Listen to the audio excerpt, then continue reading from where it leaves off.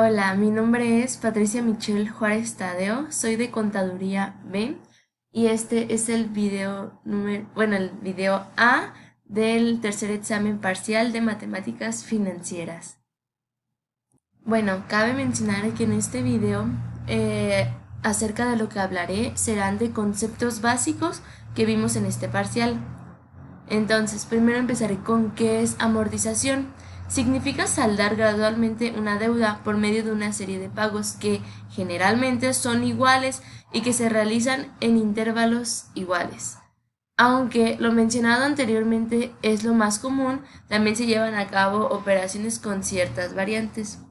Ok, bueno, entonces en pocas palabras, ¿qué es amortizar? Es ir pagando poco a poco una deuda. También cabe mencionar, como ya lo leí, que los intervalos de pagos son iguales, al igual que los pagos, aunque pues claro, puede haber excepciones. Ahora continuaré con qué es fondo de amortización. El concepto de fondo de amortización es el inverso del de amortización. En el caso del fondo se habla de una cantidad o deuda que se debe pagar en el futuro, para lo cual se acumulan los pagos periódicos con el objetivo de tener en esa fecha futura la cantidad necesaria. Entonces, ¿qué podemos concluir de esta definición? Primero que nada, que la diferencia entre fondo de amortización y pues amortización es que el fondo se hace con el fin de saldar una deuda futura, y entonces el fondo de amortización son una serie de pagos periódicos, los cuales pues van a producir ciertos intereses, y estos intereses, ¿qué va a pasar? Se van a capitalizar con el fin de pagar una deuda a futuro o en una fecha futura. Bueno, ahora nos vamos a otro tema que es la depreciación. Y en este tema de lo que hablaré son de sus 5 métodos, que primero los mencionaré y ahorita uno por uno los iré explicando.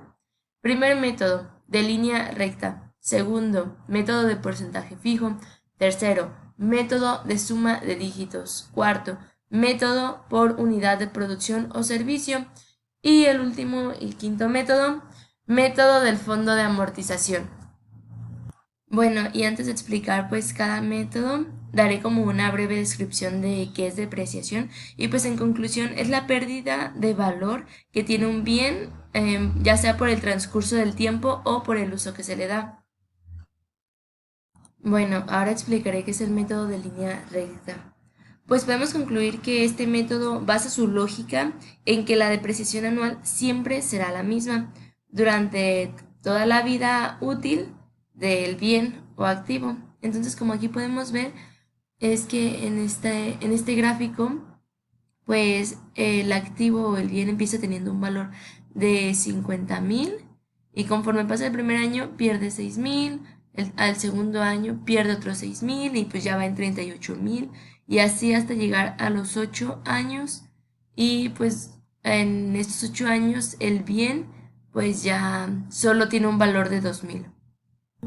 Y pues como todo, este método tiene sus ventajas y desventajas. Empezaré diciendo una ventaja, y es que este método es muy fácil de aplicar.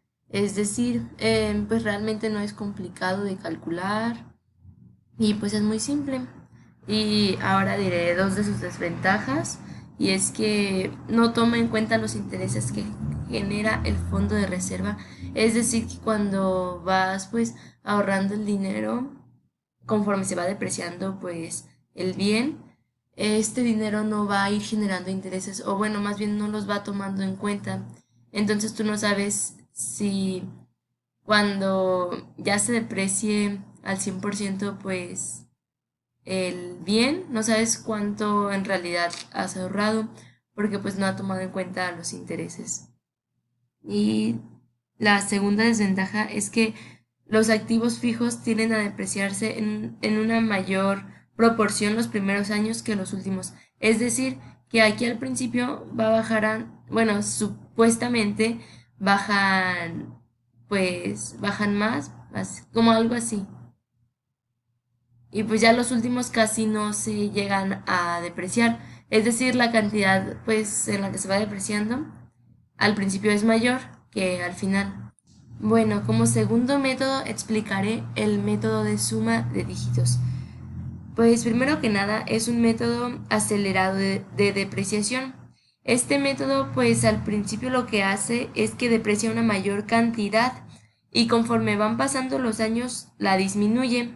Entonces, como podemos ver en este gráfico, el bien empieza teniendo un valor de 12.350 y al primer año se deprecia hasta 7.410. Entonces aquí hubo una depreciación de 4.940. Entonces después del primer año al segundo solo baja hasta 3.705. Entonces del primero al segundo año hubo una depreciación de 3.705. Y pues ya también podemos ver que del segundo al tercero todavía baja más la cantidad de depreciación, que comienza teniendo un valor de 3.705 y termina en el tercer año teniendo uno de 1.235. Aquí la cantidad de depreciación fue de 2.470. Entonces, como podemos ver, la línea de este método al principio baja más que la de al final. Bueno, ahora hablaré de las ventajas y desventajas de este método. Primero, la ventaja. Este método asigna un cargo mayor de depreciación a los primeros años del uso del activo. ¿Por qué eso es una ventaja? Porque se asemeja un poco a la realidad, ya que pues los bienes no se deprecian conforme, o sea, por ejemplo, no se deprecian como en el otro método, sino como ya lo dije al principio, usualmente se deprecian más que al final. Y su desventaja sería que no toma en cuenta los intereses que genera el fondo de reserva. Entonces, pues aquí la desventaja pasaría exactamente igual que el otro método, que pues en este tampoco nos está tomando en cuenta los intereses que va generando el dinero que vamos guardando. Es decir, que pues puede que al final, en lugar de ya haber ahorrado los 12.350, puede ser que hayamos ahorrado un poquito más debido a que fuimos guardando el dinero y los intereses se fueron pues aumentando. Tercer método, método del porcentaje fijo. Bueno, este método, al igual que el de suma, tiene una depreciación mayor en los primeros años y una menor en los últimos. Pues más que nada en este método pues se elige con una fórmula un porcentaje del valor de libros de cada año. Bueno, entonces aquí tenemos un gráfico como ejemplo de este método. Lo que primero hicimos fue sacar un porcentaje fijo por medio de una fórmula ya diseñada. Ese porcentaje fue de 90.51%. Tiene más decimales y los decidimos dejar para que el valor en libros del último año nos diera un peso. Entonces, bueno, ¿qué hicimos con ese porcentaje? Obviamente lo convertimos a decimales y lo multiplicamos por el valor en libros del año cero, que fue de 12.350. Eso lo multiplicamos y nos dio de resultado 11.178.47. Esos 11.178.47 se los restamos a 12.350, lo que nos dio que en el primer año el valor en libros sería de 1.171.52.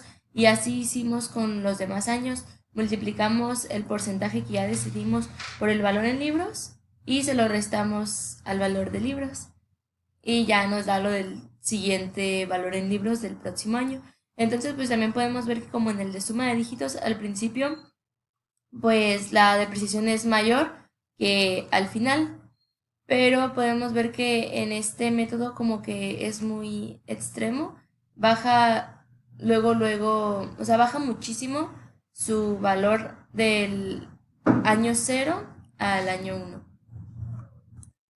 Bueno, ahora las ventajas y desventajas de este método. Primero, como ventaja sería que es un método relativamente fácil de aplicar. Y pues sí, realmente nada más es cuestión de sacar el porcentaje y ya nada más multiplicarlo al valor de libros. La segunda ventaja sería asigna un mayor cargo por depreciación a los primeros años, que es cuando los bienes efectivamente pierden más valor. Y también en esto está en lo correcto. Es una ventaja porque pues toma en cuenta esa como regla que se tiene del valor de los bienes, que primero se deben de depreciar más que al final, aunque pues en mi criterio pues como del año cero al año uno siento que se deprecian demasiado o más de lo que se deberían de depreciar. Pero bueno, como desventaja sería que no tiene en cuenta los intereses que genera el fondo de reserva. Pues es igual que los dos anteriores, creo que eso ya lo expliqué, pues que en estos métodos no toman en cuenta los intereses que se van generando conforme al ahorro o pues sí, a la reserva que vas generando. Bueno, ahora estamos en el cuarto método, que es método por unidad de producción o servicio. Bueno, como hemos visto que en los demás métodos siempre de base se utilizó que, por ejemplo, X cosa solo iba a durar 5 años o así.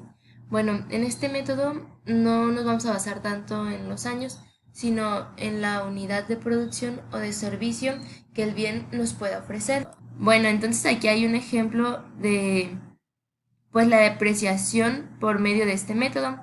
No me voy a detener a explicar pues qué es cada cosa, o sea, no importan tanto los datos, sino quiero mostrar cómo es que se puede comportar la depreciación en este método.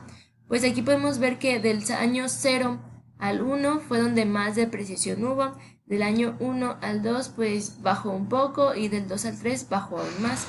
Entonces, ¿qué pasa aquí? En este método, pues se parece un poco, o sea, pareciera que fue como el del porcentaje fijo y el de suma de dígitos, pero no. Este método todo depende de la producción que el bien o servicio haga. Entonces, así como en el año 0 al 1 hubo mayor depreciación, puede ser que en el año 1, del año 0 a 1, sea en el que menos depreciación haya. Entonces aquí no hay un orden, todo depende, o sea, no hay un orden ni algo fijo, todo depende de la producción, como ya dije, o del servicio que el bien haga de acuerdo pues a cada año.